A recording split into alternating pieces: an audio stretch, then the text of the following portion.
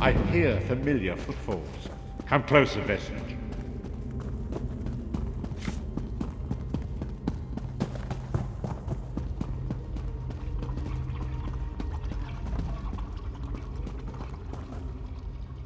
Welcome to the Harbourage, Vestige.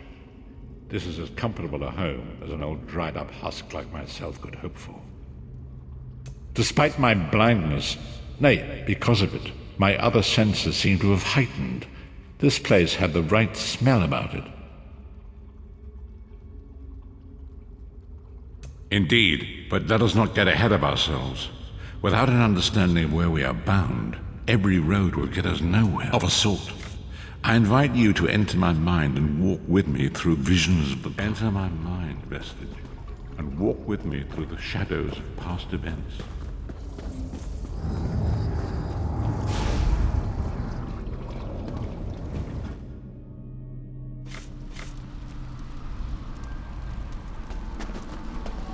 Follow me, Vestige, and learn of the events that precipitated our current crisis.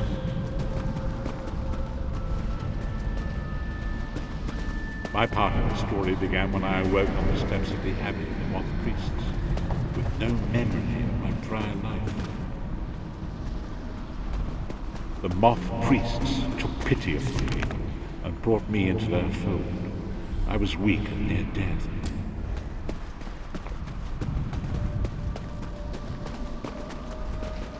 It was there I first set eyes on the Elder Scrolls and devoted my life to their study.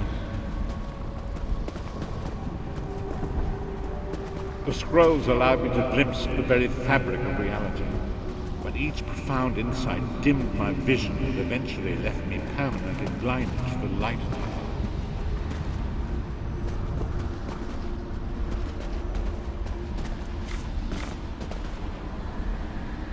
The prophecies of the Elder Scrolls are a fluid, living thing. They are not fixed. At many points throughout history, the actions of heroic mortals have rewritten them. I only know that you are important, Vestige. The scrolls reveal to me that your destiny is intertwined with that of 5 companions were a band of adventurers who sought out an ancient artifact called the Amulet of Kings. They hope to use this artifact to persuade Akatosh, the dragon god, to accept the Dragonborn are mortals destined for greatness, with the blood of the dragons in their veins. It is said that only a true Dragonborn can ignite the eternal dragon fires in the Imperial City. Baron Aquilarius, the son of the Colobian Duke, who led a rebellion against the Emperor Leovic and took the crown himself. Alas, Baron was not truly a Dragonborn, as those who sit upon the ruby throne must be, in accordance with tradition. You have already heard enough babbling from this old blind fool. It is time you met the 5 companions yourself and witnessed their fate.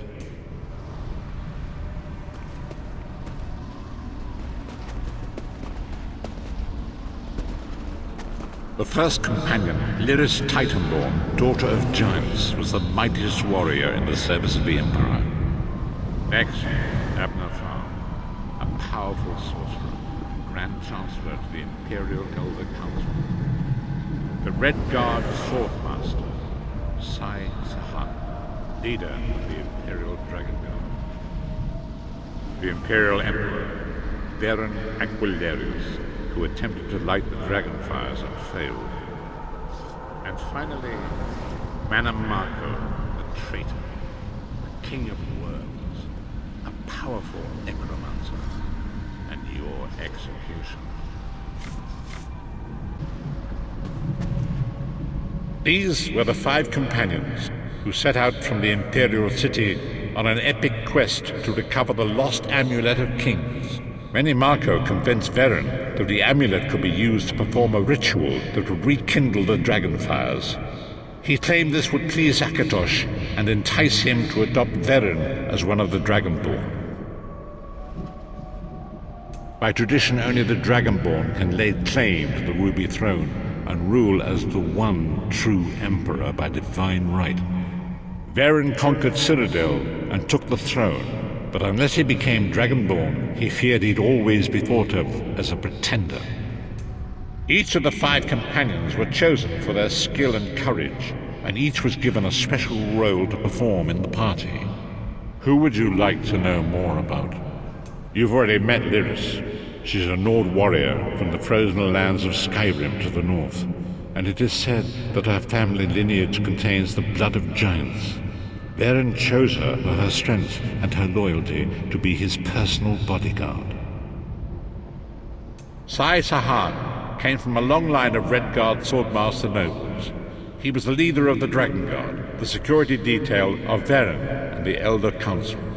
While Lyris was Varen's bodyguard, Sai was charged with protecting the entire group.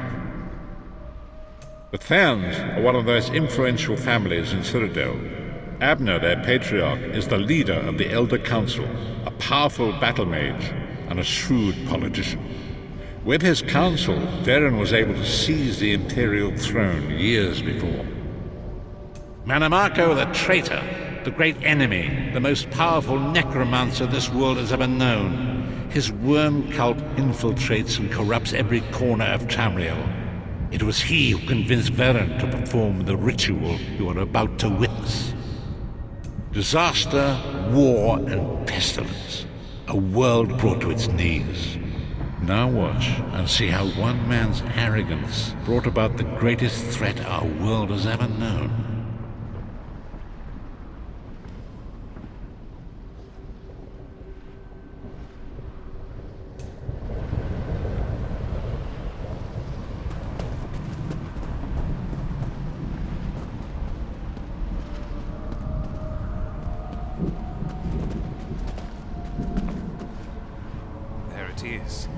The Dragonfire Brazier.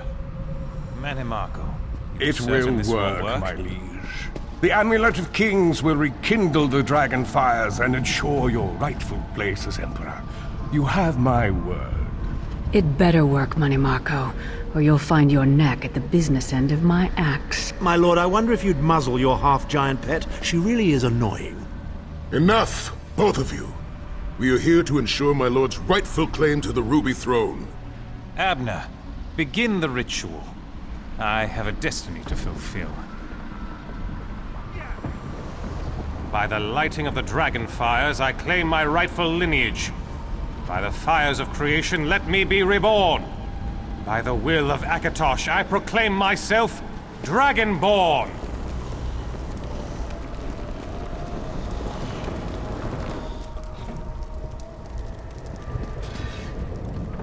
Varen Aquilarius, you are no heir to Alessia. You will pay for your sacrilege. The veil between Tamriel and Oblivion tears and splits asunder. What's happening? The sky's opening up. This is bad. This is very bad. Ah! This isn't supposed to happen. What's the meaning of this? Manamako, what have you done? Gullible fools! The veil between Oblivion and this world has been torn. My master, Molag Bal, is free to claim Tamriel for his own. Akatosh, forgive me! Have mercy on our souls!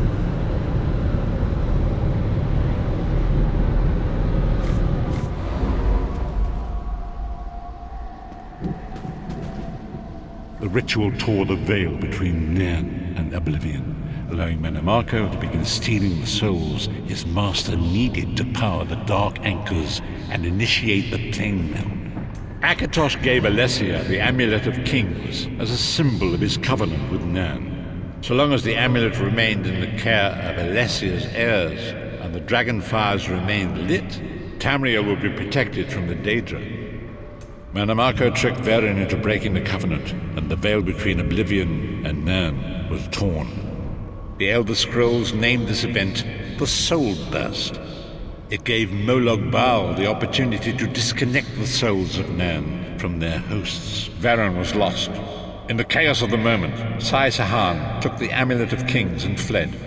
Lyris was captured by Manamako and delivered to Cold Harbor, the realm of Molag Bal. Tharn remains Chancellor of the Elder Council, and his daughter Clivio rules as Empress Regent. But the true power remains in the hands of Manamako and his worm cult. When I discovered the truth about the 5 companions, I made subtle inquiries, but apparently not subtle enough. Manamarco got word of my interests and abducted me. He took me to Cold Harbor, where I remained a prisoner until you freed me. The truth is always a threat to evil men. Manamarco feared I would reveal his treachery, and if knowledge of Nan's vulnerability were to become known, it could threaten his master's schemes. Moloch Baal does not favor loose ends. Walk with me.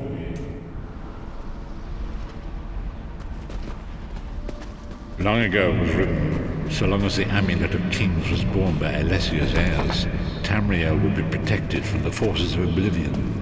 But the soul burst tore the veil between worlds and gave Moloch Baal the opportunity he desired.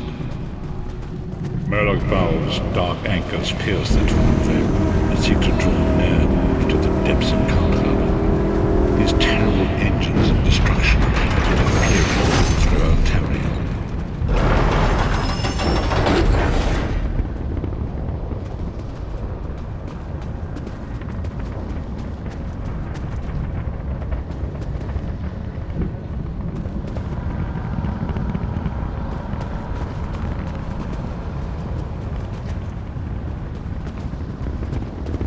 If the Lord of Brutality and Domination is successful, he will merge our world and his own in a terrible plain melt. Few will survive the ordeal, and those that do will be enslaved for all eternity.